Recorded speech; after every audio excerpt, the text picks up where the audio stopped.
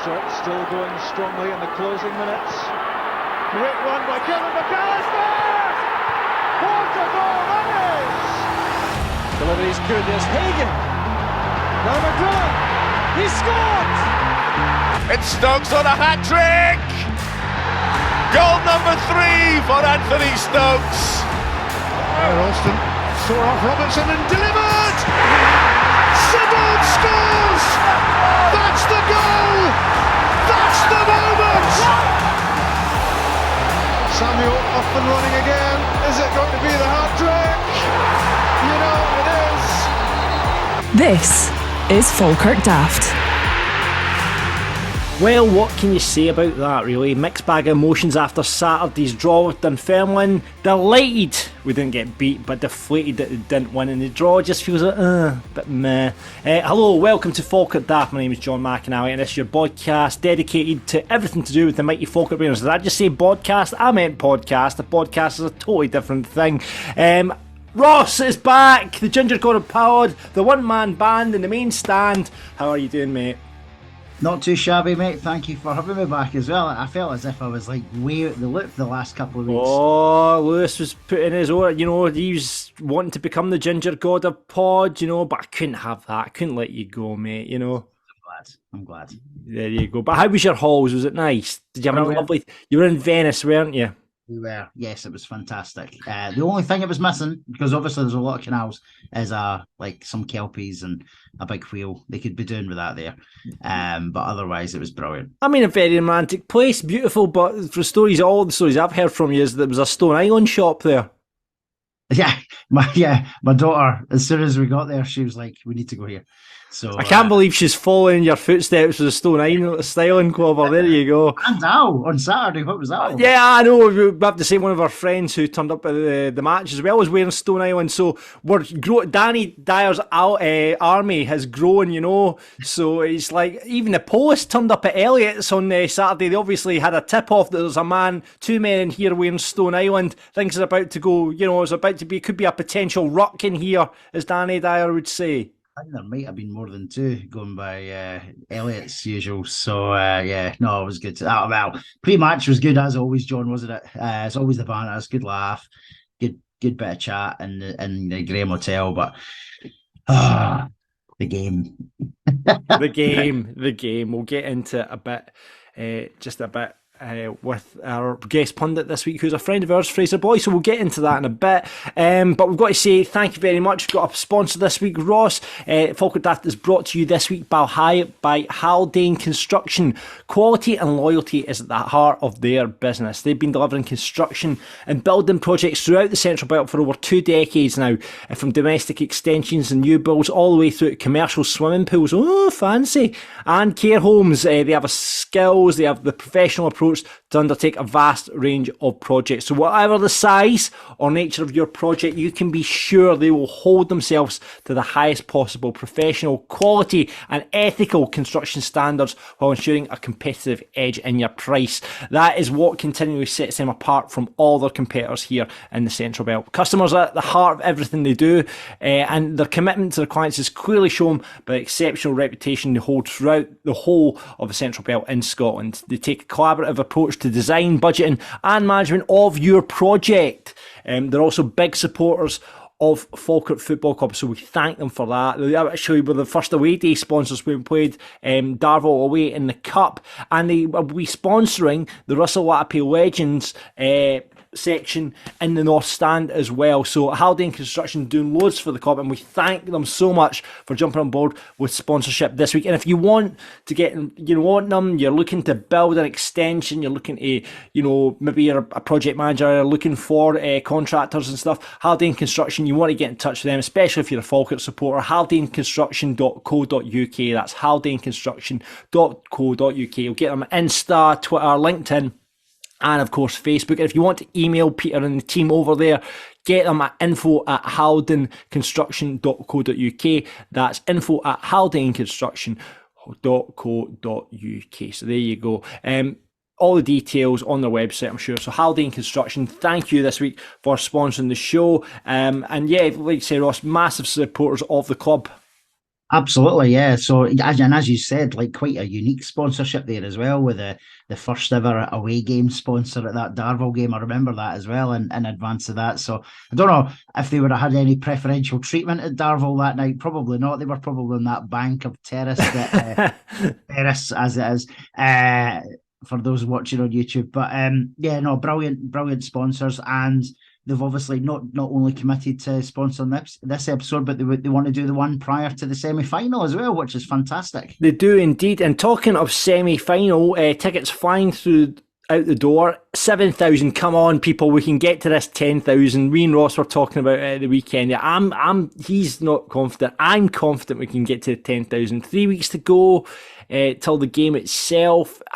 Come on, we can get 3,000 extra bairns through the doors coming up. I would love it, John. I genuinely love it. The only reason I was a wee bit cynical is obviously the sales have started to slow down ever so much. That said, there was another 1,000 there. So if you were to mirror that every week, then you're going to hit it. So hopefully, as you say, the big thing for me though, and I know there's a graphic we've been able to share on Twitter today, a young lad on Facebook who big fan of the podcast, he's put together like a graphic that shows kind of what's been sold so far. And the big thing is almost all of the North Stand's been sold.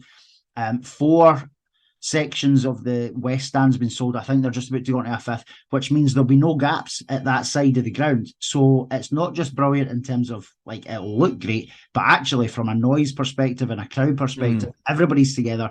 But the sounds of it, Inverness may have less than 1,000 people at this game potentially. You're joking. That can't. Inverness have made no comment on social media. I have noticed that. I've noticed a few Inverness supporters commenting under the club's Twitter, just saying, "I wish Inverness when you let us know how many we've sold." You know, I mean, God, Inverness. I mean, when you look at obviously back to the final when there was 37,000 people in Hampden. You know, surely they can. I know I get it. It's on television. It's on the BBC, and you know it's a hell of a journey to make at that time in the morning down to Glasgow for a 12:15 kickoff. But come on, it's your team in a Scottish Cup semi-final. You know. No, I know. I agree with you. You would think, you would have hoped that 2,500 of their hardcore, if not more, would have been coming down, but it doesn't look like it. If the rumours are to be believed, it could well be more than that. But the rumour online is that they're struggling really, really big time to sell their tickets, and the chat is that there's less than 1,000 sold. Certainly when you have a look online, they're still selling, I think, the first section or 2 in each of the stands. So that would suggest they're maybe 1,000 to 2,000 in terms of sales, you know. Yeah, I'm trying to quickly Google what their actual average support is these days. Inverness. I mean, God Almighty. Well, even in the Championship, you would assume it's a couple of thousand. I don't know, but you would. I mean, just looking down, their games here. You know, it's. Yeah, they got, was it 2,000 against Wraith? But I don't actually know if this is home attendances. They got 2,000 against Wraith. And they've had 2,000. Maybe would have had 300 or 400 up. So yeah, so say I'm just looking for a club that's probably not going to take a big support. Right, there's Arbroath. There was 1,800 at Arbroath at their home game against Arbroath. So I mean, there's surely you think on top of the 1,800 core support, you're going to take an extra 1,000, couple of thousand on top of that at least, you know. You would have thought so, but it certainly doesn't look like it. And listen, from a selfish point of view, it means that we will by far outnumber them at Hampden. Now, as we know, Hampden's going to be a bit sparse, but who cares? We're there. No one else is there. It's us that are there on merit. We're going to outnumber Inverness probably 5 or 6, if not more to 1. Let's make the most of it. Any advantage that we can get on the day, I'll take. Yeah, absolutely. And talking of the semi-final, get semi-final chic. The bucket hats are on sale. Ross is going to put one on right now. There he is. Look at that. If you're watching the YouTube version, you'll see Ross sporting the bucket hat. Are you preferring the white side or the blue side, Ross? I'm actually preferring the white, if I'm being honest. The white with the blue Falkirk Daft logo on there, and you can flip it and you get the blue with the white Falkirk Daft logo. Beautiful, beautiful thing. Available now from Citrus Office Solutions. The links are below. If you want to be cup final chic, we're trying to get as many sold for these semi-final as possible. Still, it's about 37 left. Ross, isn't that right? I think we're less than that now, John. Apparently, because I was speaking to Gordon at Citrus, and what he was saying is that total that's on the online doesn't actually come down until the invoice. Now, obviously, it's a bank holiday weekend, so any sales that have been made over the weekend won't show on the website. So I think once they're all back to work tomorrow, i.e. Tuesday, it'll update. So no, I don't think there's going to be too many left at all. We've sold over I think there must be over 100 now, which is fantastic. And as we know, all the profits are going back to the club as well. Yeah, absolutely. And I did put a shout out. I saw one in Elliott's on Saturday after the game. One of the young team was running in Elliott's, so I was like, yeah, look at that go. Brilliant, superb. Well, it is good, and we've obviously been sharing any pictures that we've had sent in. One was obviously of a cardboard cutout of Bairns Bull, as we're calling him, and but no, we've had a few others sent in from purchasers so far. So please do send them in, and we'll do a wee giveaway of some sort with every picture that we get sent in. Yeah, no, absolutely. I'm still trying to convince myself to wear one. I still don't think at 42 I can pull off a bucket hat, but John, I'm not pulling it off either. But listen, if Manny from the Stone Roses can do it, come on now, you know what I mean? They were saying that last time I seen Stone Roses, he's wearing some sort of mad hat. Anyway, yeah, I'll see what I can do. Just other bits and bobs going about. Scott Arfield in the Sun the other day there did the kind of A to Z interview thing and saying he would love to return to Falkirk at some point as manager or a player. Yes, I would have him every day of the week.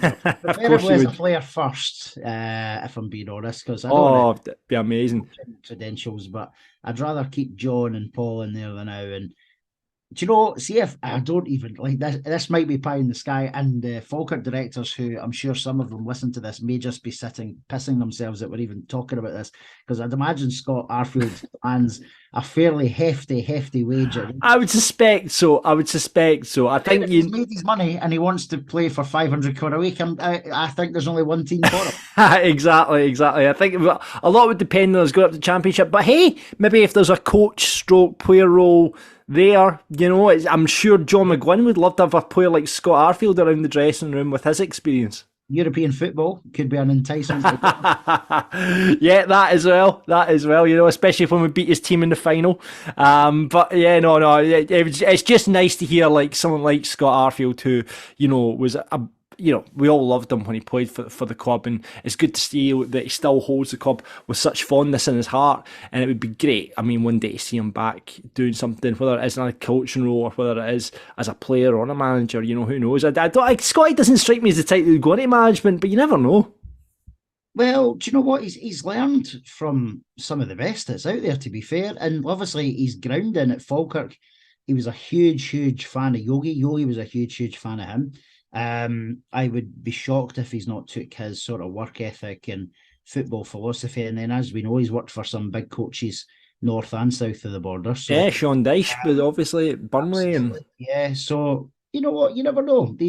Sometimes the oddest player that you don't even think would ever want to do it ends up doing it. Well, look at Marvin Bartley. I mean, Marvin Bartley, for example, at Queen of the South, he's tearing up the roots at the moment there. Absolutely, yeah, good shout out, yeah. And then the ones that you think will go on and do well, just don't, do they? So that's true. So fingers crossed that. I'd love to see him back in a jersey more so than anything at this point in time. But as you said, if we get up to the Championship, which is still an if just now, but if we were up, I think we'd potentially, you never know, player coach role, we might entice him if we can fathom some sort of deal, or someone to pay for it. Yeah, something like that to pay for it. But like, remember Chris Waddle? That was sponsored by a director at the time, wasn't it? Actually, there's a shout. Come on, Keith and Kenny and the guys, just get your fingers out and your wallets out and get this done. Make it happen. Yeah, aye, let's make it happen. Let's make it happen. Listen, another chat before we go in. We were talking about this in the pub the other day. There's the best looking. Me and you, I don't know how we got into this conversation. I know why we got into this conversation because I don't know. We're looking at Demetrius Froxelius's Instagram, and you referred to him. He's now working in a bar in Cyprus, not actually playing football anymore. This is true. I think so. Yeah, I've not double checked that. But you love that man. You are absolutely love that man. And I mean, for you, is the best looking Falkirk player out there? Yeah, Proxy, 100%. 100%. Oh, how can you say that when you have big, sexy Lee Miller? You know, obviously club servant, manager. You know, how can you say that when big, sexy Lee Miller's around? But listen, you just want to stroke Big Froxy's beard, don't you? That's all I want to do anyway. So right, so here we go. We're setting this down as a mark, right? Who's the best looking player to ever play for Falkirk? I'm saying big sexy Lee Miller. Ross is in very much the Froxelius camp. Yeah, listen, don't he's a good looking fella, Froxelius. Who in the current squad's the best looking? It's going to be Blaine Rowe, surely. He's a model. Oh, he is a model. That's true, actually. I don't know. Is that the next big question? Let's go. Let's throw it out there. Right. So do we want to do it two parts? Do we want the best looking Falkirk player in the squad right now and the best looking Falkirk player of all time? Yes. Right. It's double question for next week. All right. It's not just obviously we're looking for the men to get involved as well. It's of course, yeah, absolutely. What about Alan Gow? Remember when he took his top off against Celtic? Oof. Well, I remember the goal more than the top, John, but if that's what you're saying, then... There you go. There's a big question. Best looking player in the current squad and best looking Falkirk player of all time. We'll get that on next week. News-wise, a couple of things coming out from the club. Craig McGuffey, obviously there was only ever going to be one winner of Goal of the Month. I think the Airdrie supporters, when we'll speak to Andrew from the OTL podcast a bit later on, but they were a bit pissed off at Callum Gallagher's goal, which was an absolute cracking goal as well. But you're not going to beat a goal for the halfway line, for Goal of the Month. No, you're not. And it was a good goal, the Airdrie boy, to be fair. It did have a little bit of the... Remember the whole the scepticism that Crunchy got against Huntley, though, as in terms of the level of opposition. I think the Airdrie boy... I can't, who were they even playing? Was it Peterhead or something like that? Aye, it was quite a Peterhead. It was on the two. So there you go. So listen, you and I could walk through the Peterhead. But no, listen, the goal for halfway, that was special, and as we know, the technique with it as well, it was beautiful. Yeah, no, exactly, and that obviously came against Peterhead as well. So hopefully, like you say, it doesn't take away from it. But certainly, it's going to be. I mean, we've said before, we've scored some absolute cracking goals this year. When you think about Ryan Williamson's big surging run, when you think about Leon McCann's big solo effort, which was unbelievable as well. Callum Morrison's had a couple of amazing strikes. Craig McGuffey, even that goal he scored, the second goal he scored in that game was unbelievable. Peach, wasn't it? Was that his second or third? Wasn't it? Yeah. No, that was a belter. As you say, Callum Morrison as well. Like I think one of the goals he scored against Clyde through at Hamilton. Aye, belter as well. So yeah, some crackers out there. Now, as you say, you can't forget Ryan Williamson back in August as well. As much as we can't forget him. Well, I spotted him again on Saturday, and I was just saying, it was like, I saw Paul Watson as well. I was like, remember that scene in Jurassic Park where they say the dinosaur for the first time? It was a bit like that. Yeah, listen, I know we're going to talk about it, and I don't know if this will come up, but Paul Watson having a go at Dave Mackay. We'll get into that when we get into the game, because come on, exactly, loved it. And the other bit of news is the Falkirk women yesterday came from 2 goals down to beat Steny. Come on, 3-2. They came back. It was Kirsty Gilbert, Vicky Wood, and Eva Rule firing and goals. Kirsty Gilbert and Eva Rule seem to be scoring for fun at the moment, but that puts them back into promotion position for the league. It's getting tight. I think the level with West Dyke now, and I think to play West Dyke still. So come on, the girls, you can do it. You can do it. Because it'd be great to see the Falkirk women go up from League One into the Championship as well. So fingers crossed for the girls. But yeah, let's talk about the boys, and let's talk about that game against Dunfermline at the weekend. And every week we like to get a guest pundit on to talk through it with us. And this week is a man who we've known for several years. He's one of my oldest friends. We sit beside, been going to football with him since I was 13 or what have you. It is Oi, Fraser Bloy. How are you, boy? Very well, guys. How about yourselves? Good afternoon, sir. Good, mate. We're just saying, I've been going to the games, God, since I was about 13 with you. Used to share a car with Ross through to Edinburgh each day. So, lucky you. That would have got us fired, I think. Yes, some of the songs you made up in that car about Falkirk on the way to work. We won't go into any of them on this podcast. We were reminiscing about a few on Saturday. We're very creative. Well, let's just leave it at that. Yes, we will do. We'll leave it straight at that. Should maybe mention a couple of them as we go through. There's some of them that were safe. So some of them are slave. Some of them are slave. We won't talk about the Campbell Christie one just now. He was still alive when he was. Yes, right. Fraser, I know it. Ross knows it. But how did you get into Falkirk and supporting them? Through my mum and my uncle. Really, they would go to the games. Every week, and for a while, for a few months, I don't know if I've ever told you this, guys, but for a few months when I was 5, and I didn't know any better. I was an Aberdeen fan, and then I was a Rangers fan. I think just because they were winning, and you're like, yeah. When you're 5 years old, you love to support the winning teams. But then eventually, my mum took me along to a game. It was April 1987. It was the first game at home to St Mirren on a Tuesday night, I think it was.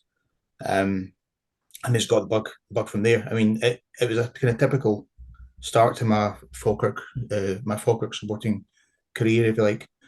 0-0, but it's still, but Gordon Marshall nearly scored with a kick out. One bounce and the keeper had to tip it over, and Crawford Bapty hit the bar with a cross. So even when nothing happens, something always happens. That's just kind of that's the way Falkirk goes. Exactly. I've heard that somewhere before, I think. Yeah. But your mum used to take us home and away. Boy, always used to love her for that, taking us away to the away games and stuff. I don't think I actually know this, but I'm going to take the obvious three. We always say we'll take the obvious three out, right? So Crunchy, Latape, and Stainrod. Who's your favourite Falkirk player out with that? I was thinking about this because I knew you were gonna ask that. I'd probably have, at the risk of chickening out, I'd probably have to give you two answers. One from like my younger years, because I always idolised the players in our younger years, and another one from later on. I think the first one would be Richie Cadette. Yeah. Because I was a ball boy for a couple of years, and it's like an amazing experience. I got into it because my mum would help with doing a lot of admin for the junior bairns at the time, and because I got to be a ball boy for a couple of years, and that was at the time that he was there, and I've got some like mixed memories of him. Obviously, there for scoring loads of goals, and there's one night it was a midweek game. I'm sure it was at home to Dundee, and he came and I was the ball boy at the way end, and he came and he scored at the way end and came and just like stood in front of me. So I was like, just reached out for a big hug. Come on, Richie. he was a tremendous goal scorer. Oh, yeah. And just great fun. Yeah, Richie Cadette, I actually used to stay on my street in a Perfect Drive in Karen. And I remember as a kid going and chapping on his door, see if he wanted a kickabout. Did he ever do it? No, I didn't come out, but he said, "Oh, not tonight, boys." But unbelievable stuff. And what about the other one, Bloy? Oh, you're talking about somebody who was in your street. Somebody who was who lived in my street later on was Will Volks, about 9. That's right, yeah, of course. Literally just 9 doors up. I mean, it was a wonderful, wonderful player. I never worked up the courage to go and I was maybe a bit too old to chap on his door and see if he wanted to come out to play, considering I was in my mid-30s and he was like 21, 22 at the time. That's just a whole road I just didn't want to open. You should have just chapped the door and said, "Look, can I just come in? I don't want to do anything. I just want to come and sit with you." Do you know what, talking about this is a bit off topic as well. Benny Beringame, who plays for Hearts midfielder. Why? He lives in the same apartment block as my in-laws, and my father-in-law's not been keeping great recently. He's been a bit housebound. So, but shout out to Benny Beringame because he went and sat. You know, he said, "I've not seen him about in ages." He said, "My mother-in-law said, well, he's not been able to get out." And Benny went and sat up with him, chatted away to him for about an hour and a half, chatted about football. And the other night he said, "Oh, what's Vic doing for the Scotland-Spain game? Does he fancy coming and watching it with me?" You know, but he didn't have Viaplay. But shout out to Benny Beringame. What a lovely, lovely young man. Wow. What's the guy's name? Benny? What? Benny? It's Beringame. Plays for Hearts. Was on loan from Everton. He's been injured, but what an absolute gentleman.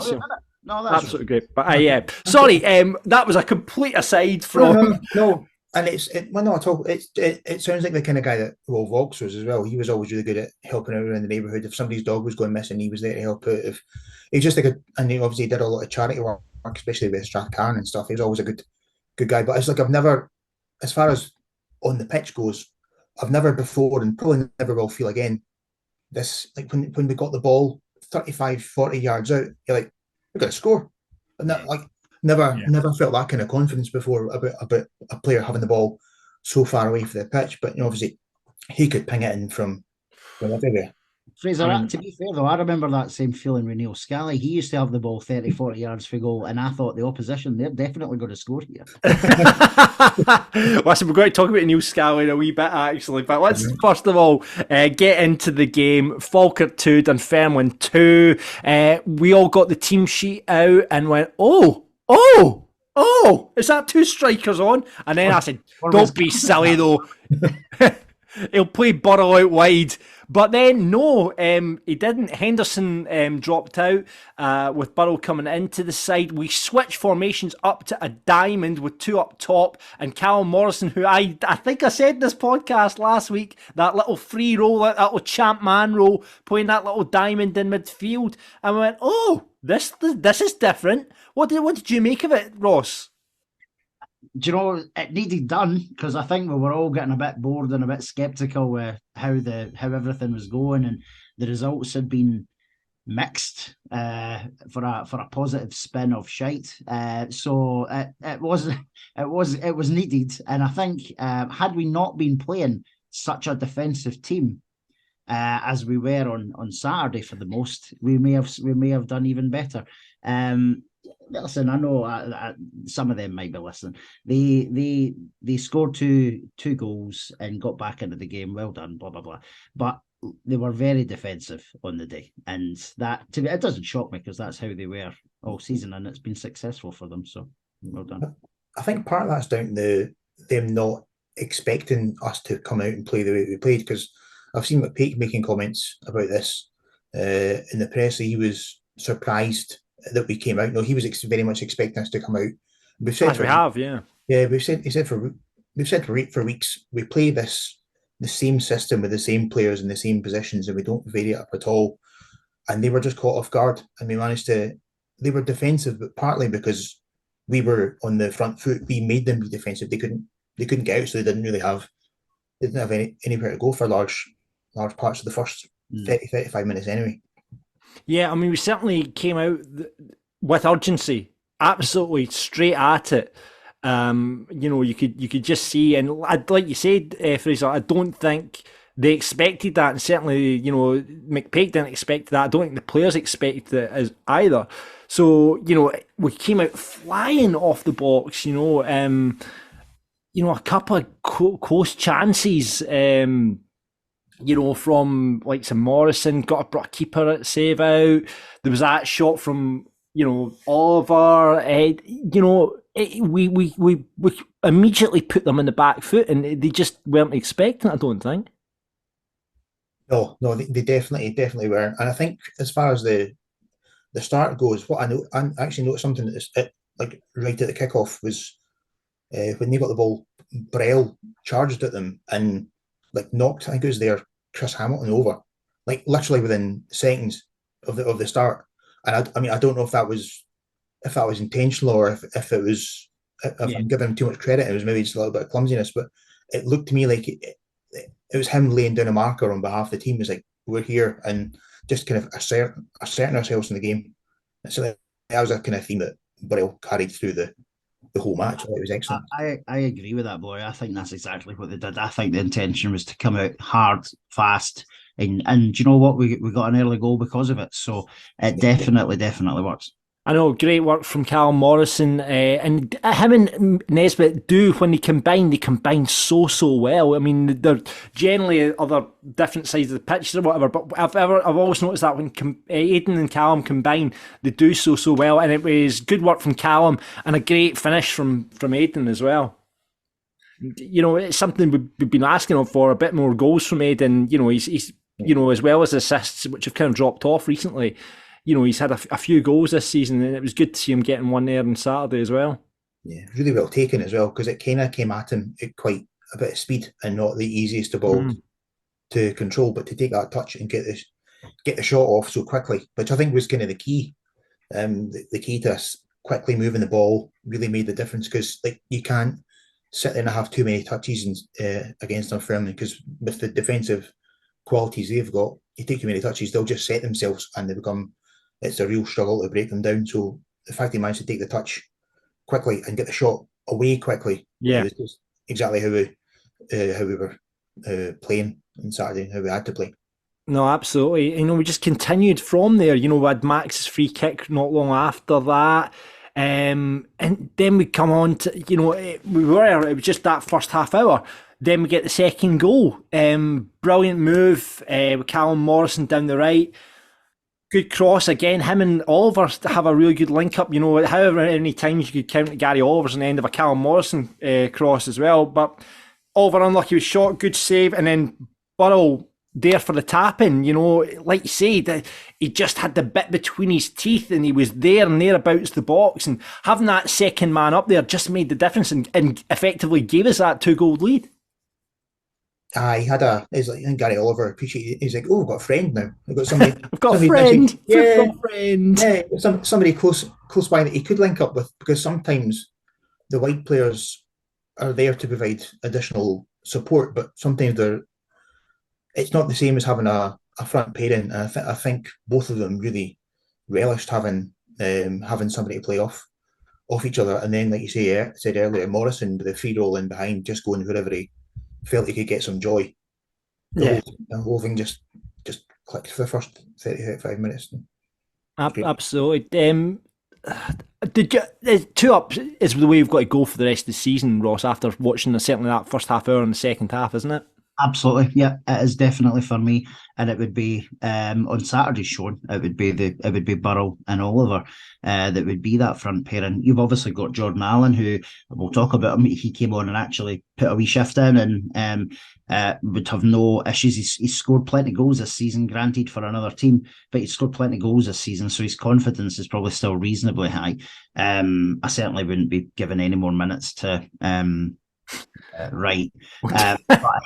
That's just me being polite, but I think we gave them a fright on Saturday, and I think they got a bit of a shock at that as well, and they were probably quite relieved to get a quick goal back. Well, and now that's the thing, isn't it? You know, we're 2-0 up, and we're all kind of looking at each other going, we can go on, and we can, if we keep going like we are, we can hammer this team. We could absolutely bulldoze this team today, but you look at that, you know, instantly in football, what you don't want to do is give away a goal straight away. We didn't even touch the ball from the free kick, which is absolute criminal. And you hear John McGuinn in his interview, you know, he's saying we didn't win it midfield.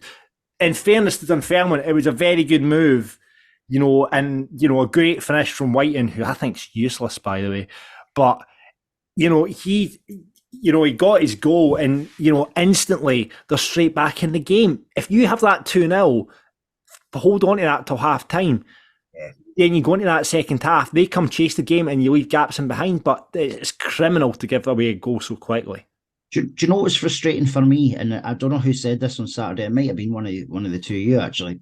They didn't change anything to get back into the game. They didn't. He didn't make any formation changes, didn't change personnel.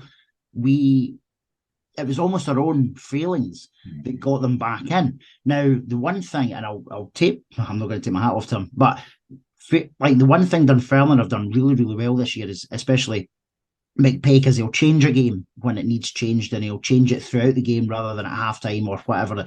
He didn't even need to do that for them to get back into the game, which was the frustration for me. We kind of kicked ourselves in the foot there. Yeah, Rowe probably should have been closing down that cross. I would say Cole Donaldson, I looked switched off again, and we'll talk about the second goal, which didn't come along after it. Again, defensively, all over the place, I thought, for the second goal. I mean, Lewis McCann obviously was able to drift in and then put a goal. For me, I said at the time, and I've watched back on it, Brian Kinnear should have had that. And I think he'll look back at that, and John will look back on the tapes and go, yeah, the goal should be saving that. I mean, at the time, did you think that, or did you think the mistakes came elsewhere, Fraser? I thought the mistakes probably came elsewhere because it was so close range. It would be hard for him to react in time. But I know what you mean. It wasn't like it was in either corner or anything. But I thought maybe Rowe should have been closer.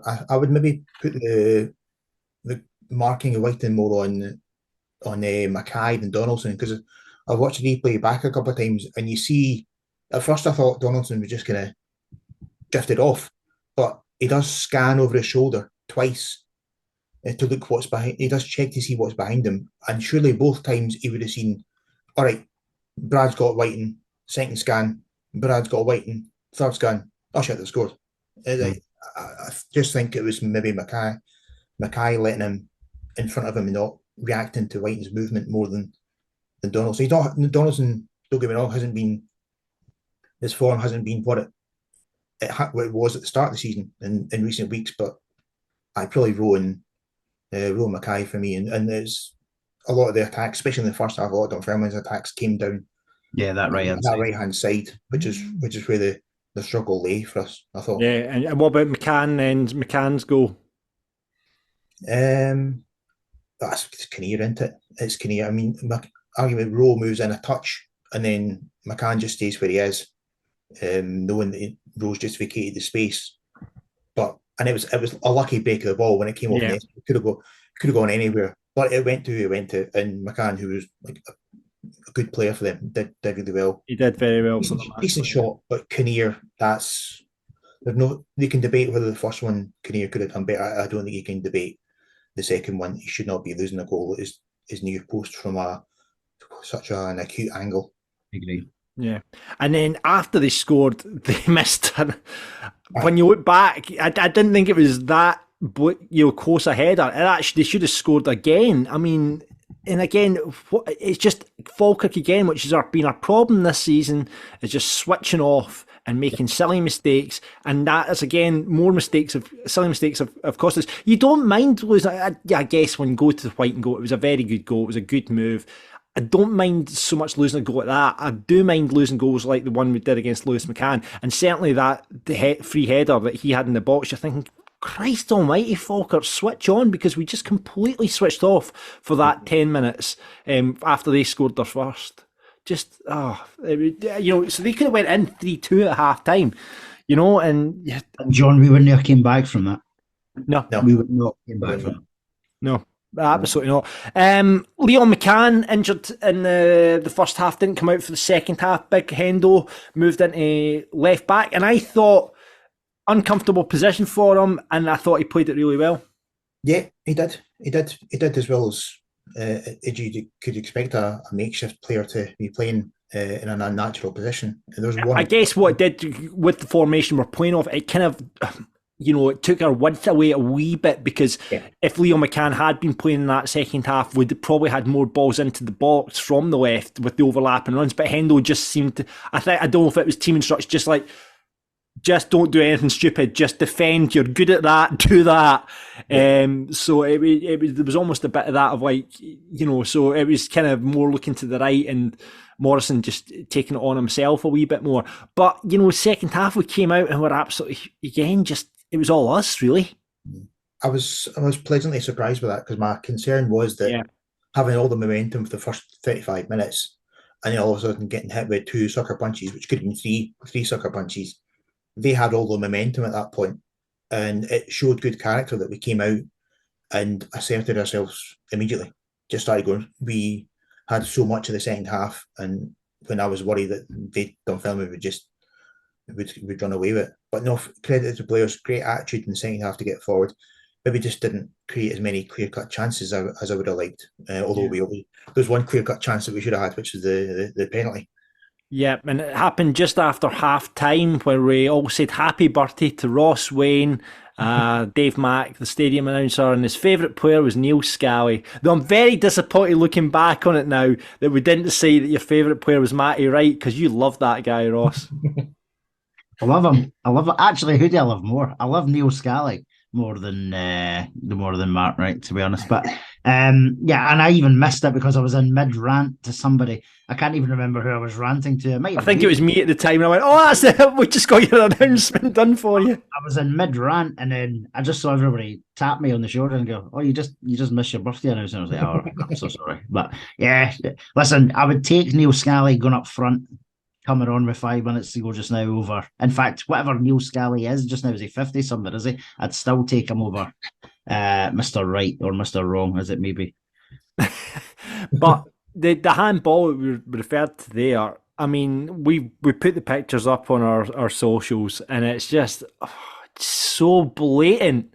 So blatant. And Dunfermline supporters will, go, oh, well done in winning your corners, or well done being the better team again. But that's 2 massive decisions we've had against them. Obviously, at East End, the ball going over the line, whether we would have went on to win that game or not is a different story because we were poor that day. But that there, when you go 3-2 up, and the way we were playing, the way we played in that second half, they weren't going to come back. I couldn't see them coming back into it. No. McPake played for the draw in the second half. Absolutely played for the draw. There was only one kind of bit of threat, was when there was that goal line scramble when the ball ended up in Kinnear's hand, and I'm surprised they weren't calling for it, that it was over the line at that point, if I'm honest with you. But for us in the second half, we just seemed to miss that killer instinct up front. Yeah, absolutely. It's just the last pass, the last cross, the last touch. It just there's so much good play there. A lot of good play, but just not. That's that little bit of extra creativity was missing. You had Nesbitt, a couple of chances like Nesbitt pulling a shot wide and stuff. Yeah. But no, we didn't make them work anywhere near as much as they should have done. The only time that Mehmet really had to work in the second half was when Burrell was offside anyway, which fair play to him was a good save, was an excellent save.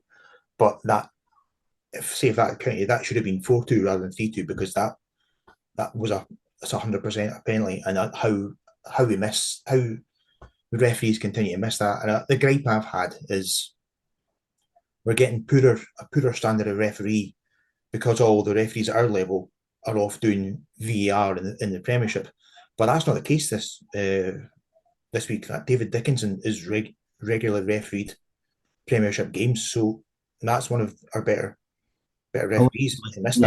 Allegedly one of the better ones. He was far from the real deal on Saturday. Oh, he's been saving that one up. There you go. No, listen, he was shocking on Saturday. And as you've quite rightly said, Bloy, we moan about the fact that the Premier League have hoovered up the best refs, but he is supposedly one of the top refs, and he was shocking.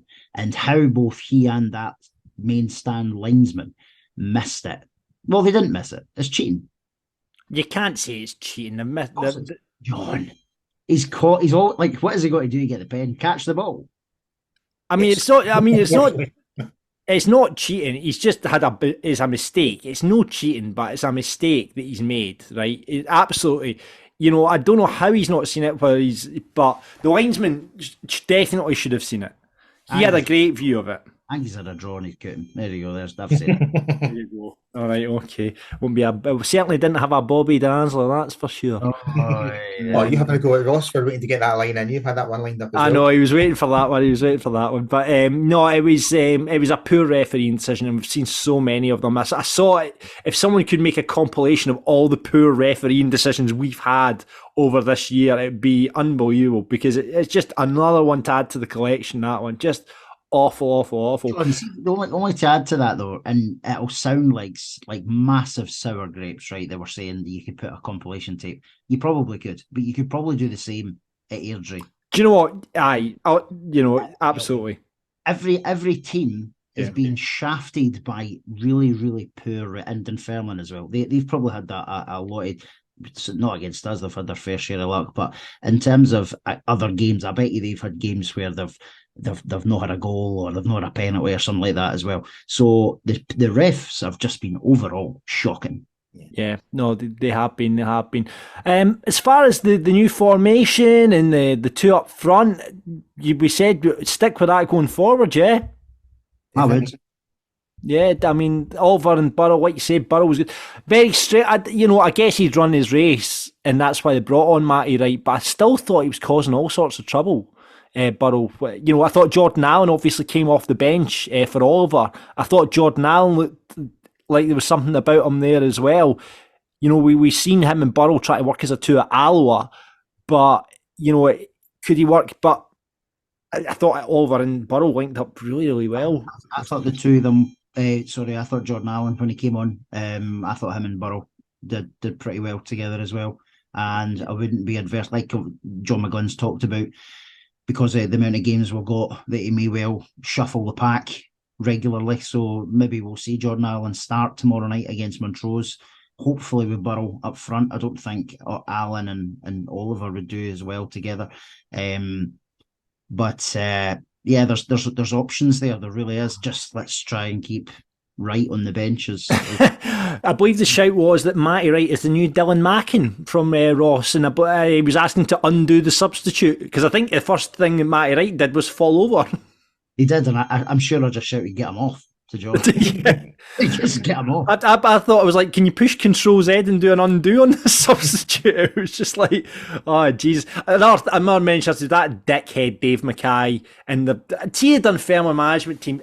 They've got no class about them. Fucking James McPake's been dragged backwards through TK fucking Max, and Dave Mackay stand beside him, man.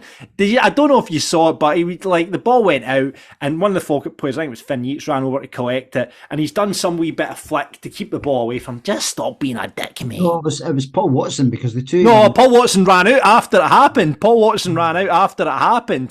And was obviously they both got booked as a result of it. But God, Paul Watson, that's the best thing he's done in a Falkirk shirt all season. I wish you just hit him. Take the red card, Paul. You're still struggling with injuries. Take the red card. Just hit him. That'd have been good. But no, James McPake's just a wank. Yes. I think there'll still be some bad blood between Watson and Dunfermline that kind of... Yeah, because he was sacked from them, wasn't he? Yeah, for the supposed holiday that he's alleged to have taken. So there's no love lost there. I think that was a previous... Was the allegation that he had done a Ryan Williamson and had COVID for about 8 times? The next up in his Ryan Williamson impression will be a 3-week injury with a paper cut. But no, he was just being a dick. So I didn't think that was very classy at all. But in games, it's like, okay. Anyway, dickheads. Right, let's see what the manager had to say after the game. Someone with a bit of class. John, point in the derby today. Your initial thoughts? Yeah, I think the performance was really good. I thought the attitude of the players was fantastic. I thought we dominated a huge chunk in that game. I thought we dominated the opening 30 minutes. We're 2-0 up in 30 minutes. Unfortunately, we just didn't keep the lead long enough for it to make a big impact in the game. 2-0, you really want to at least get to half time. The way we were playing on the front foot so much, we were looking like we might have went further ahead. About fair play. We could have won a ball in midfield and it goes wide, and we don't match our running as well as we should do in the box. You know, the ball comes in and Whiting gets there first, so that was really, really frustrating. And then you know, the second goal is equally frustrating. You know, we allow McCann to come inside, and it's something like hit the defenders all the time, like stopping players coming inside on their stronger foot. You know, he's coming in, and you know, so you know, for having dominated, you know, most of the first half, a big massive chunk of the first half, had to defend very little. To come in level was a bit disappointing, but we had performed well, and we spoke about that, how much problems that we had caused the Dunfermline defence, caused them all sorts of problems, and we just continued that in the second half. Again, very, very dominant performance. The players for the last couple of weeks not quite firing our cylinders. I thought we were right bang at it today. I thought we outfought them, I thought we outthought them, and we just didn't get the win. But I think on every other sort of aspect of the game, I thought we were way ahead of them, and you know, that they're the champions. They find ways to get draws in games and to win games, and that's, you know, fair play to them for that. They do that. But again, I think we've showed today that today we're miles ahead. And is that perhaps a big positive that you can take from today? I know you weren't too happy after the performance in the last game. You said you were looking for a little bit more. Your team gave you that performance today. Yeah, absolutely. It's all about the performance. We performed really, really well. Carried out the game plan, which was completely different from our usual style. We thought that would take Dunfermline by surprise, and I think it did. You know, I think we put them under enormous pressure. So, yeah, exactly that. We take an awful lot from the performance and the attitude of the players. And every game's different. And, you know, recently the games where the other teams are defending with large numbers behind the ball, making it really difficult. Today, we managed to find gaps. I thought Ramaran, the two strikers, did extremely well. You know, I mean, obviously Nezzy's got the first goal, but you know, I think there's a few players involved in it, in that attack. And again, Ramaran, you know, I thought overall, you know, his performance, he won almost every header for us and got us up the pitch, got us in behind him, backed up. You know, I say we like say Gary and Callum just in behind. The midfield thought we did really well. So, yeah, you know, the performance gives me great encouragement for the players. If we can go and perform like that over the next 5 league games, looking at, you know, 4 playoff games and a semi-final, then, you know, there's a lot to look forward to. There is a lot to look forward to, I think. Certainly 10 games in 5.5 weeks, mental. Seems that John looks like he's big. I've read a few interviews with him bigging up Ramaran. I think I wonder if he'll revert back to 4-3-3 or if he'll stick with this 4 with the diamond and the 2 up front. Interesting times. I mean, obviously Leon McCann's injury might play into it as well, because I don't think Sean Mackey is fit as well. So it might be enforced upon him, this 4 with the diamond, if that's going to be away, and putting Hendo out there at left back. How do you think he'll go for Montrose and Airdrie, Ross? Certainly tomorrow night, I think he'll stick with, if McCann and Mackey are both injured, I think he'll stick with Hendo at left back. I thought he did really well in the second half on Saturday. Got up and down the wing as well. He wasn't just a defensive unit. Got a couple of balls in. He was interlinking with the wingers. So I would have no hesitations with Big Hendo there.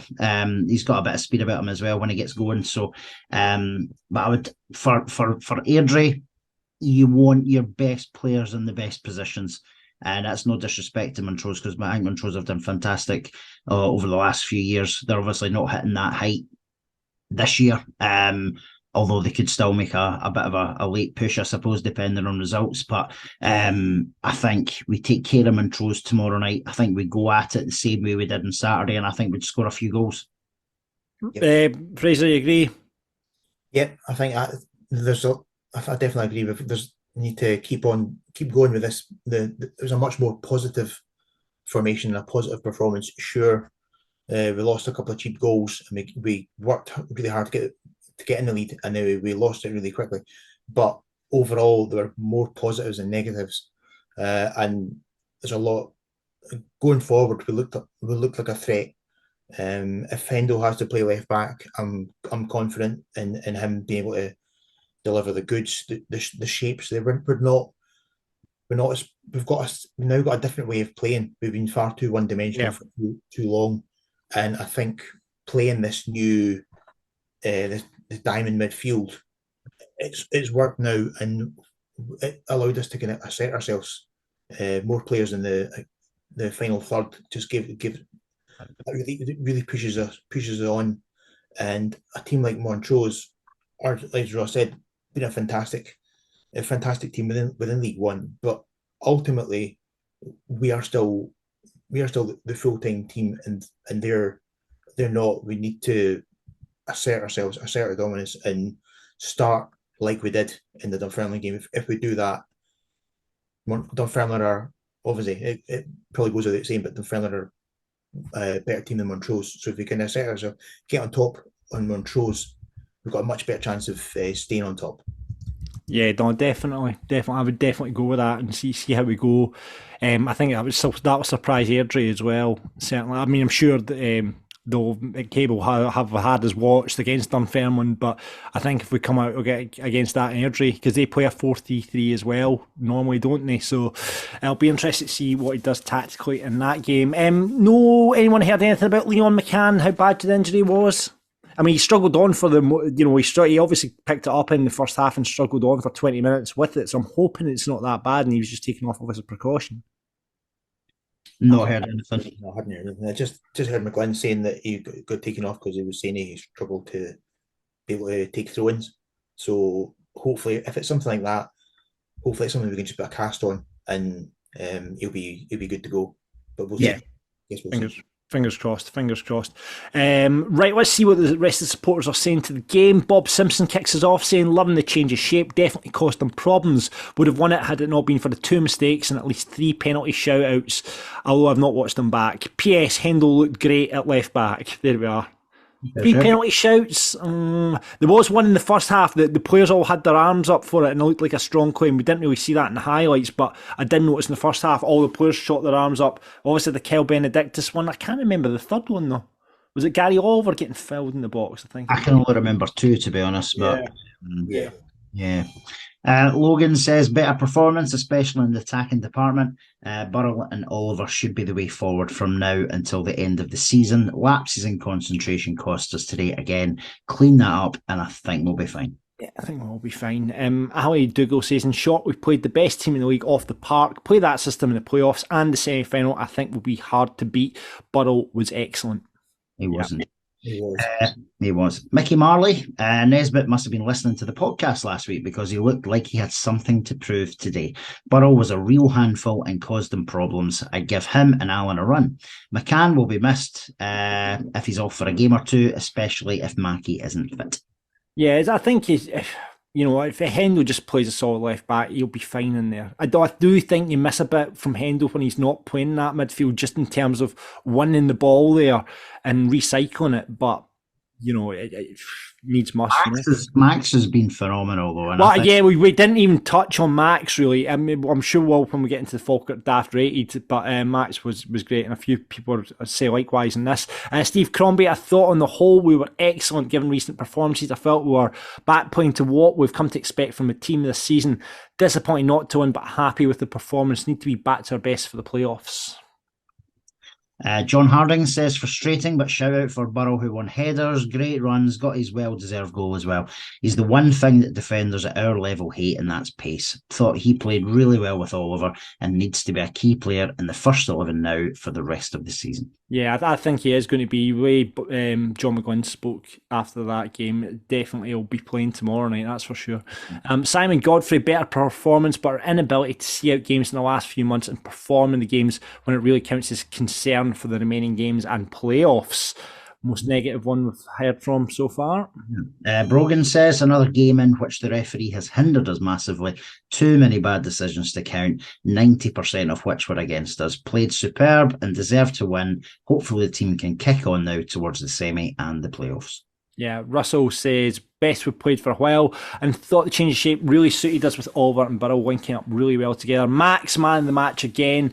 though the better team without creating any clear cut in the second half. How the ref missed the handball, I have no idea. I mean, Max, he just looks like he's levels above us, and for a wee guy so young, and hearing this post-match interview, which is this lovely Ukrainian Scottish hybrid accent, which I love, he is what a great player, and we've got him for the next couple of games, but he'll be back at St Johnstone in that first team next season without a doubt. I don't think we've got any chance of holding on to him for next season, even if we make the championship.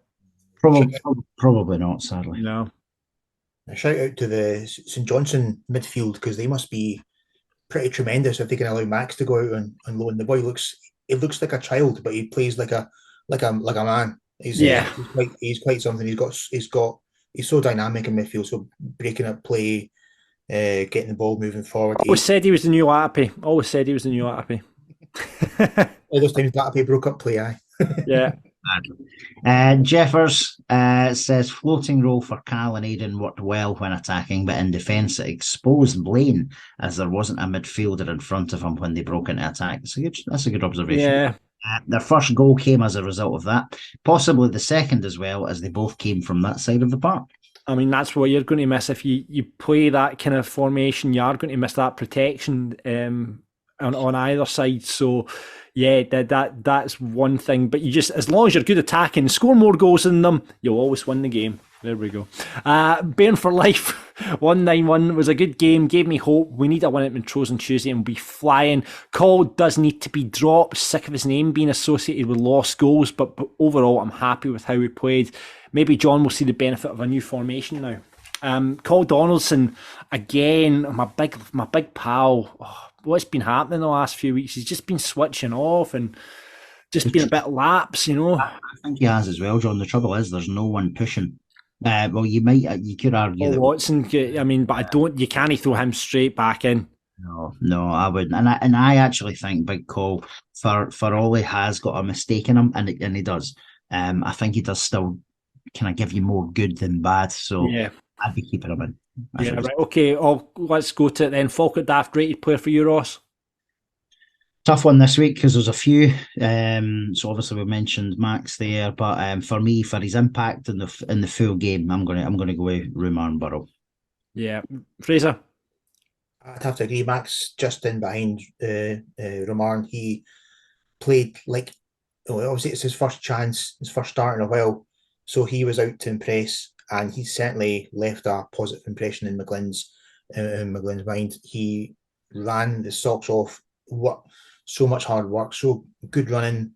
Just if he drops him tomorrow, he'd be insane, because that was a tremendous performance from him. Yeah, it was. I'm going to say that as well, Roman Burrell for me. But I want to put a special shout out for Gary Oliver, who's a man who's got a bit of criticism on this podcast, I thought, as a two, and just dropping and doing what he's been doing all season, but playing as a two, not being, so we've always had one up left. I thought him and Burrow linked up really, really well, and I think, shout out to Gary Oliver, because I thought he had a very, very good game on Saturday. I don't think we've mentioned him. So shout out to Gary, but yeah, it's got to be Burrow, I think. Falkirk Dafty then. I know what Ross has said about Wright, or the white Sammy Omprion, as it was a terrible performance for him, but I'm going to use Football Manager logic here, and why I can't give it to Wright, because on Football Manager, if you play less than 15 minutes, you didn't get a rating. Yeah. So on that basis, I'll let him off. I would probably go with Blaine Rowe. We're struggling. Everyone did okay. No one had a shocker, but the two goals came down that side. One, he should have stopped the cross, and that third chance right on half time that you mentioned earlier. You watch that back, that came from a throw-in in Dunfermline, and Rowe was like almost in their final third when the throw-in was taken, and then he just jogged back. You could before the camera panned away from him, he was just sauntering back like he was out for a Sunday stroll, and you had to show more urgency, and he left the gap that was almost exposed by them for the third goal. I think Rowe's tremendous going forward. I really like having him in here, and he's made a positive impact since coming. He's really balanced that team out, rather than having to continue to put the square peg in a round hole that was Brad Mackay. But unfortunately, I just think too much of Dunfermline's good play came down his side, and he was responsible for a lot. So I'd probably give him Falkirk Daft. Fair enough. Ross? Yeah, can't disagree with that. It's obviously, as much as I've moaned about Wright's contribution or lack of in the few minutes he got on, in terms of the impact of Saturday, it was the defensive situation. And there is an argument that he was maybe more exposed because of the formation we played, but you can only go with what you see. So I would agree with that. Blaine Rowe. Yeah, okay. I'll go Dave Mackay just because of what he did. But I can see why you went for Blaine from a Falkirk point of view. Yeah. Oh, man, I was actually thinking about Cole. I can't give it to Cole. That's been a couple of weeks. There was a couple. I can't give it to Cole. But there we go. Listen, Fraser, thank you so much for coming on. Really appreciate that. Good chatting about the game this week with you. Thanks for having me on, guys. My pleasure. Absolutely great. And remember, if you want to be a pundit just like Fraser has, it's dead easy to do that. Just drop us a DM on Twitter, Facebook, or you can pop us an email. Email Ross, John, whatever you want to at falkirkdaft.co.uk. This is Falkirk Daft. Every week on Falkirk Daft, we like to look ahead to the games we've got coming up. We'll look at Montrose just in a minute, but on Saturday, it's hard to predict how, because we've got a game in between now and then, so we don't know how it is. But we've got Andrew on from the OTL, only the only podcast. How are you doing, mate? Very good, thank you. Yeah, very good. How are you, boys? Good time to be an Airdrie supporter, my friend, isn't it? It's always a good time. Well, mostly always. Mostly always.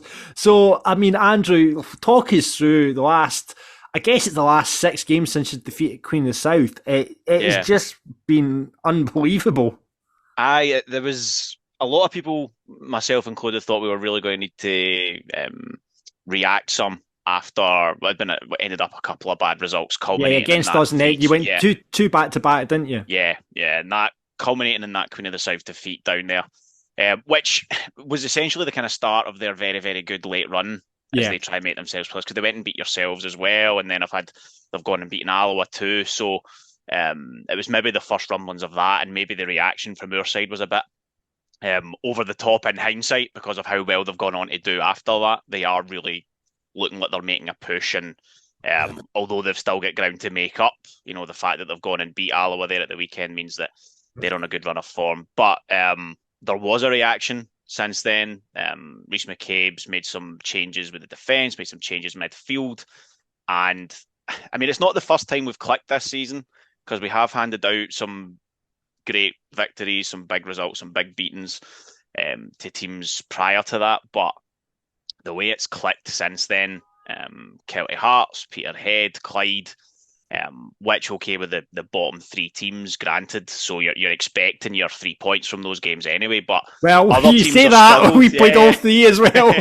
Other teams have struggled and get 0-0s against Kelty Hearts and Clyde, which after watching them in those games just shows you the kind of bizarre nature of this division. Because having watched those 2 teams against ourselves, how they managed to keep a clean sheet against anyone. How they would have kept a clean sheet against my 7-a-sides team, I wouldn't know. Never mind, a genuine playoff contender. So that was a very surprising set of results to everybody. No doubt to you guys as well.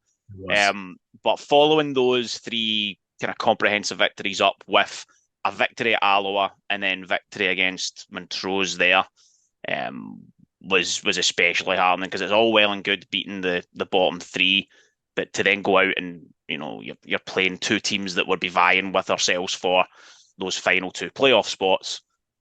It was vitally important to lay down a marker and say we can also win against those teams and grind out our results against those teams, albeit 3-0 with 2 late goals quite flattered us. It was only 1-0 at Alloa, and we had to be defensively resolute the last 5-10 minutes. You know what kind of team they're like. Balls into the box, trying to hope something spills for them. So that we could stand up to that and show both sides of the game, that we could go out and demolish sides, but we could also see out a 1-0 or be 1-0 up until the last few minutes and then punish a team when they're tired, as we did against Montrose on Saturday. Has been really, really good to see, and can't argue with the form we go into the last 4 games with. We'd really need to go some now, I think, to slip out of the playoff spots. because of the no way the stopping fixtures that. lie. I don't want to count anything. I don't want to take anything for granted because we do have a tough run now. We've got yourselves in Dunfermline. We've got Queen of the South, and then we've got our bogey Queens, team. right? Yeah. Right, okay. We've also then got, we finish with our bogey team away. We finish away at Edinburgh at that Meadowbank place. Right, that's actually a tough run in when you look at it. Yeah, you're hoping that's a dead rubber. You're hoping that come that game, the way Edinburgh are running just now, to lose to that Peterhead side, if they drop any more points, I don't think they're going to make the top four now, especially with the form Queen of the South in. So it could well be that it's done and dusted by that game, and I hope so. None of us are looking at that as a game where you want to need to go and get something just because of our record against them this season. I know, see, for me, I actually think the final place is between Alloa and Queen of the South, and if it was me, I'd probably be going Queen of the South just now, the way their run's on. And even if you look at Queen of the South on Saturday, granted, depending on how Tuesday night goes, they played Dunfermline on Saturday. Now, let's face it, Dunfermline's they've won the league. When they win the league is the question, right? But Queen of the South will probably go to East End Park, and I think they'll give Dunfermline a right good game there. But Dunfermline could win the league, depending on the result. They could win the league on Saturday. The other argument, if you're Queen of the South and you're thinking our luck might just be in here, if you guys, correct me if I'm wrong, if you guys slip up at all against Montrose and Dunfermline win, right, because that could mean they go to that game against Queen of the South on the Saturday, and it's done and dusted. In which case, the players could be slightly hungover. They might not be necessarily putting the foot in, and that might be the ideal time to play them from Queen of the South's perspective. I think Queen of the South can't really afford to slip up any. If they do, they're letting Alloa off the hook a wee bit, but I suppose Alloa could win their games. So I think you're probably right, Ross. I think it is between those two sides as to who's going to get it. And so long as we don't conspire to lose every single game we play from now on, let's hope that does take up the pass. Then we should be safe. We should be within that second, third, fourth area. I mean, talk us through. I mean, Callum Gallagher and Gabby McGill. Gabby McGill just picking up Player of the Month there. I mean, they've just been unbelievable for you over the last month. And I mean, Callum Gallagher over the course of the season has been brilliant. Gabby McGill was just like kicked into. I mean, don't get me wrong, he has been good, but this last month or so, he's been unbelievable. Yeah, no, he's really taking it to another level. There was signs last season, his first season here, and he did get a decent enough goal return because of, when you took into consideration his appearances, just because he get quite a few injury issues. He kind of came back from injury the kind of January time. We made a couple of signings, kind of younger guys in the forwards department. And since then, he's really upped his performance levels, albeit he wasn't necessarily scoring the same amount of goals as he's scoring now. He got 2 against Dunfermline. It looked like a hat-trick, but the third one was actually an own goal when it looked like we were going to give them a doing. And he's kind of really kicked on from that game onwards. His goal scoring has just been excellent. His play's been excellent. He's had a really good out ball for us as well, out in the right-hand side of the front three. And it really just seems to be clicking for him.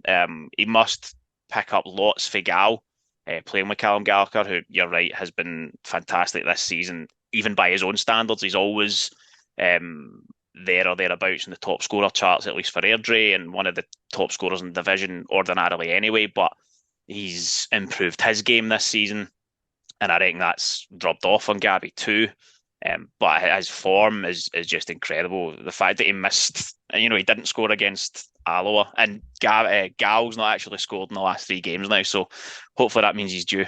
I hope not. I mean, obviously there was a bit of dissension among the Airdrie supporters because Craig McGuffey won goal of the month as opposed to Callum Gallagher. When he put one into the empty net, I know, sure.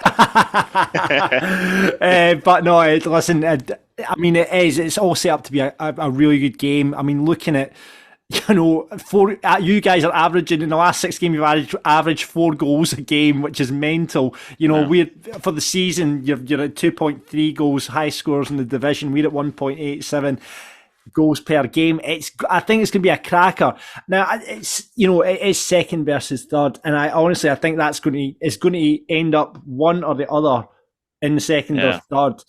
I don't think it does matter, I guess, because you get the home advantage in the second leg. But I think every Falkirk supporter, just the way the Airdrie have kicked into form, the hope is that you're going to have this dip in that's form. That's us peaking now. That's us actually peaked, and then we're yeah. going to, because we've had. I mean, in the last 5 games, you've probably seen we've lost 2, drawn 3, and that's in the last 5. You guys went on to win an amazing run and won all 5 games. So we're just kind of hoping that can we feel that there was a wee peak round the corner against Dunfermline there, just in terms of the way we set up, the way we played.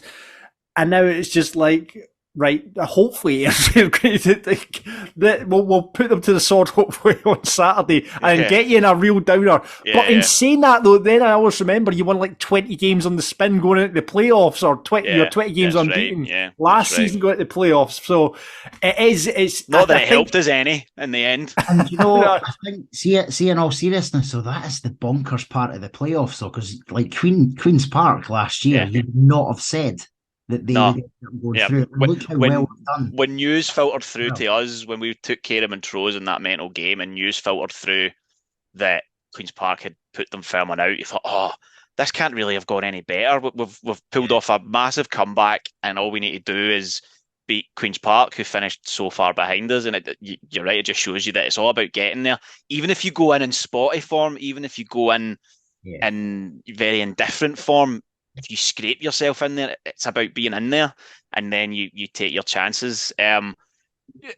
You might end up stretching the lead again on Tuesday night, and you might go into the game with a comfortable cushion. But if you guys don't win that match against Montrose, then, which to be fair, having watched Montrose, their danger will come from set plays. They nearly scored against us from a corner when Sean Dillon does a front post run, flicked it across, and they get a header onto the post, and the guy should have scored. But that was their real threat. They'll close down the midfield and not leave you much space there. So you really want to make sure you've got kind of wide players that can get around that, because there'll be very little joy trying to get through the middle of the park. But I would expect you guys to win that match. I mean, the thing is, if we go on and win that match, actually having heard your fixtures that you've got ahead, if we go in and it's 5 points, and even if you do go and beat us, or we get, if there's a draw on Saturday, which I think might be a result which might happen, I think we maybe just nip it for a second, just because I see your fixtures ahead of you, and I'm thinking that's a tough run of fixtures compared to what we have. But I mean, going into the game on Saturday, obviously you had the 4-0 at the start of the season, then we had the draw at our place, then we beat you away. So a draw is probably what I'm going to say is going to happen on Saturday. But what do you think it'll go, Andy? But in saying that, the way you guys are scoring at the moment is it's unbelievable. Okay, well, we're really setting it up for a 0-0 here. But, do you know what? That's exactly the way it'll go. But I think a draw would be the least surprising result. We've had the draw at your place already in the season, and the games, the 2 wins that we've had have been games that kind of spun on moments, would be fair to say. Falkirk were well in the first half in the 4-0 game, and it was really only the way they started the second half, where we then got our second goal and kind of built for there, that turned it at half time. I didn't think we were going to go in the second half and score 3 more goals past you. And then obviously the most recent game, it kind of spins on that penalty we missed. You miss a penalty at home, Falkirk come out and score 2 good goals, and their keeper makes some good saves as well, to be fair to the young guy. So I think that the games, even the 4-0 and the 3-1, haven't been like a doing from minute 1 to minute 90, if that makes sense. Yeah. So I think it will be quite a closely contested one. Maybe if someone can be more clinical than the other, they might take their chances. If we can be defensively resolute, I expect us to score. The way we're playing these days, I just go into every game expecting we're at least going to score a goal. It's so strange looking at you guys, because after that game, the 3-1, I thought, well, that'll be Falkirk second at least, and they'll maybe go and give Dunfermline a chase now. It obviously didn't transpire that way, but it must be leaving you guys scratching your heads to have come out of that game. Have you won a game since then? Was that the last win? Peterhead. I beat Peterhead, and then it's been the draws and defeats, which just must be so baffling, because you must have thought, well, that's Airdrie away, taken care of, they're not going to catch us. But if you don't win on Tuesday night, we can overtake you with a victory.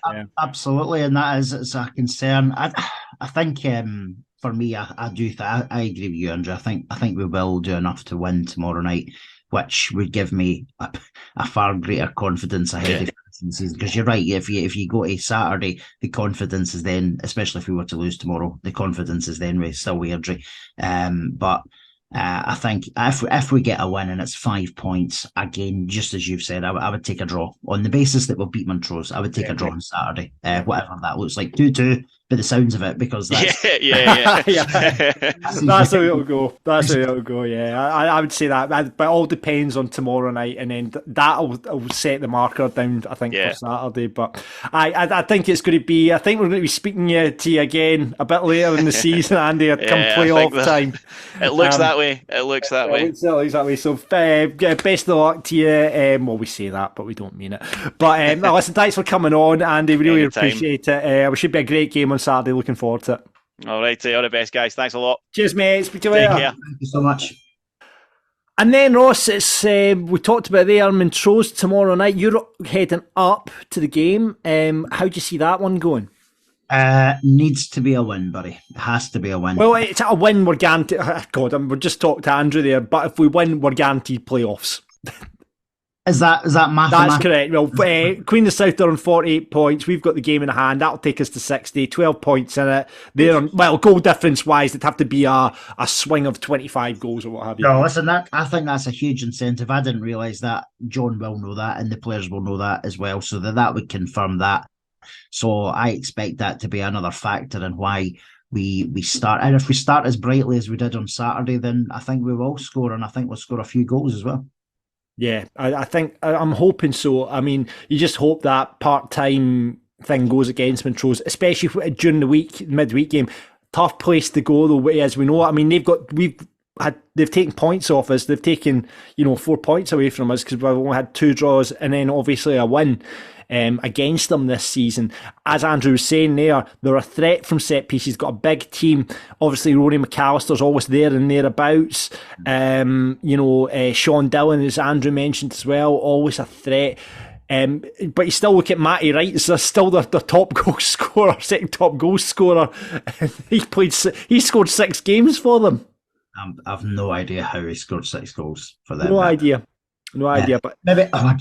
You've just annoyed me actually, John. Because is this where John McGlynn goes? Oh, he's playing against his former team. Let's give him a start, because that will fucking rage me if I think McGlynn. I think he'll be enforced to put Henderson at left back if depending on how McCann is. If McCann can bandage up his arm and play that, I think he'll go that. It depends if Sean Mackey's available. Lawal disappeared off the bench, so presuming he's had a recurrence of the injury. You saw him up at the director's seating area on Saturday. I can't remember who I saw him sitting beside, but yeah, he was obviously all tracksuited up, so nowhere near the starting lineup or indeed the bench. So fingers crossed.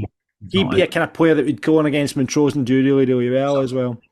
Yeah. But I think we've got probably just a bit too much. I reached out to Mark, who, remember, we had on at the start of the season. We had the bet, whoever ends up top. He's still holding off to the fact that I might have to buy him a top. Considering the fact there is now 15 points and 26 goals between the team, which means we'd have to lose 5 games. They need to win 5 games and there need to be a 26 goal swing. So he's still holding out on the bet. But he said about tomorrow night, he says, we're realistically playing for 5th at best and trying not to be caught by Kelty. You lot have more to play for, and given how patchy our form has been, you have to be favourites, but you don't often have it easy against Montrose, which is very true. No, it's true. I think your players have been guilty in the past of not giving Montrose enough respect. I don't think a John McGlynn side goes in. No, I wouldn't have thought that. I wouldn't think John would allow that. He says, if our best players turn up, we can beat any team in the league. We're still the only team to have beaten Dunfermline in the league this season. This is very true. We probably have to hope that your fixture congestion, the hangover from playing but not beating Dunfermline Saturday, and Montrose wanting to prove a point all come together to give us the win. So there's a lot of variables in there from Mark. Lots of maybes in there for him. He does say, if we don't win, we can't catch you in the league and you can pick your top. Right, so there he goes. So if they don't win, I get my top at least from him. Well, hang off till the new one comes out in the summer. Exactly. Maybe I'll just say, can I have the Scotland top instead? You know that 150?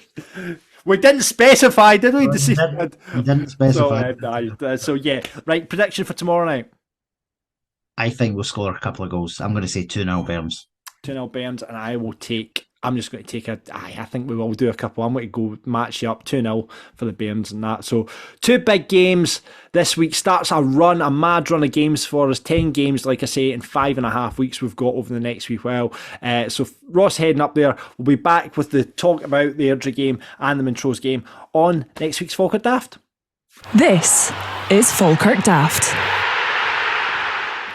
And that is it for this week's Falkirk Daft. Thank you so much again to Haldane Construction. They've got quality and loyalty at the heart of their business. They've been delivering construction and building projects across the Central Belt for over 2 decades now. Domestic extension, new builds, swimming pools, care homes. They do the lot, and they have the skills and professional approach to undertake a vast range of projects. Hit them up.